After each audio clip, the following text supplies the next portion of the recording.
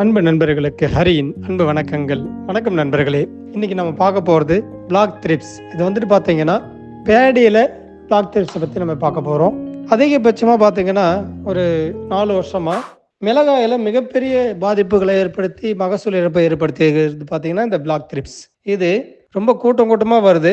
இப்போ மிளகாயோட ஒரு பூவில் பார்த்தீங்கன்னா ஆல்மோஸ்ட் ஒரு 50லேருந்து 100 150 த்ரிப்ஸ் கூட வந்து உருவதை நம்ம பார்க்குறோம். அப்போது இந்த அளவுக்கு வரும்போது என்ன ஆகுன்னா சாரை உறிஞ்சி அந்த பூவோ இலையோ கொட்டி போயிடும்.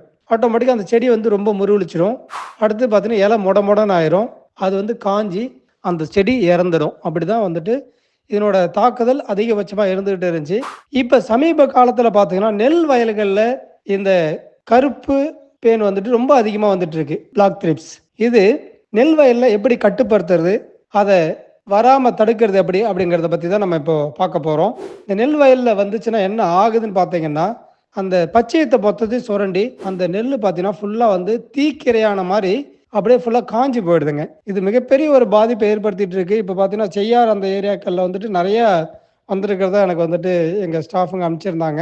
இப்போ இது சம்மந்தமாக நம்ம வந்து ஒரு வீடியோ போட்டால் நல்லாயிருக்கும். ஃபார்மருக்கு ஒரு விழிப்புணர்வு வீடியோவை தான் இதை நம்ம வந்து இப்போது வெளியிடுறோம். நீங்கள் உங்கள் இலைகளில் பார்த்தீங்கன்னா ஃபஸ்ட்டில் வந்து இலை சூட்டு புழு பார்த்தீங்கன்னா சுரண்டி இருக்கும். அது ஒரு வித்தியாசமான ஒரு சுரண்டல். இது வந்து பார்த்தீங்கன்னா இலையே கருகின மாதிரி தீல பட்ட மாதிரி ஆயிருக்குதுன்னா நீங்கள் இலையோட அடிப்பகுதியை திருப்பி பார்க்கணும். அதில் கருப்பு கலரில் பேன் வந்துட்டு ஊர்ந்துக்கிட்டு இருக்கும். அதை நீங்கள் பார்த்தீங்கனாலே இது பிளாக் த்ரிப்ஸ் அப்படின்றது தெரிஞ்சிடும். இதை கவனமாக பார்த்து கண்ட்ரோல் பண்ணல அப்படின்னா அந்த நெல் சரிவர மகசூலும் வராது, கம்ப்ளீட்டாக வந்து காஞ்சி போன மாதிரி ஆகிடும். இது வந்தால் என்ன பண்ணலாம், வராமல் இருக்குது என்ன பண்ணலான்னு பார்த்தீங்கன்னா ஃபைட்டோசில் நம்ம வந்து வழக்கமாக சொல்கிறது தான் 15ஆம் நாள் போட சொல்கிறோம். அதை விட்டால் நம்ம வந்துட்டு கதிர் வரதுக்கு முன்னாடி ஒரு முறை போட சொல்கிறோம். ஃபைட்டோசில் போட்ட வயலில் வருதா அப்படின்னா ஒரு 50% வரைக்கும் வராமல் இருக்குதுங்க. அடுத்தது பார்த்தீங்கன்னா நீங்கள் ஒவ்வொரு ஸ்ப்ரேயிலும் ஃபைட்டோசில் ஸ்ப்ரே கிரேடை வந்து நீங்கள் வந்து பண்ணும்போது எஸ்பி பண்ணும்போது உங்களுக்கு வராமல் தடுக்க முடியும். இது பயிர் மேலே ஒரு கோட்டை உருவாக்குது. அதனால் ஒரு சாறு உறிஞ்சம் பூச்சால் சீக்கிரமாக அந்த பயிரை அட்டாக் பண்ணுறது முடியல. அதனால் அது வந்து பெருசாக வர்றது கிடையாது. இது ரிப்பல் பண்ணுது.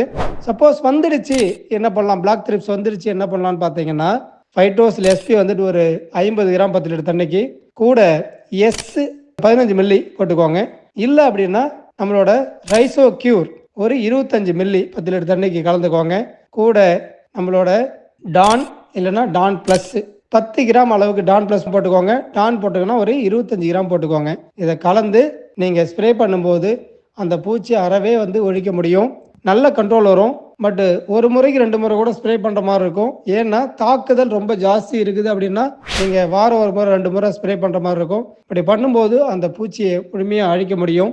பல பிரச்சனைகள்லேருந்து பாதுகாக்கப்படும் பயிர். அடுத்து நமக்கு மகசூல் இழப்பு வராது. நண்பர்களே, இதை கவனமாக பார்த்து இதை கண்ட்ரோல் பண்ணுமாறு அன்போடு கேட்டுக்கொள்கிறேன். நன்றி, வணக்கம் நண்பர்களே.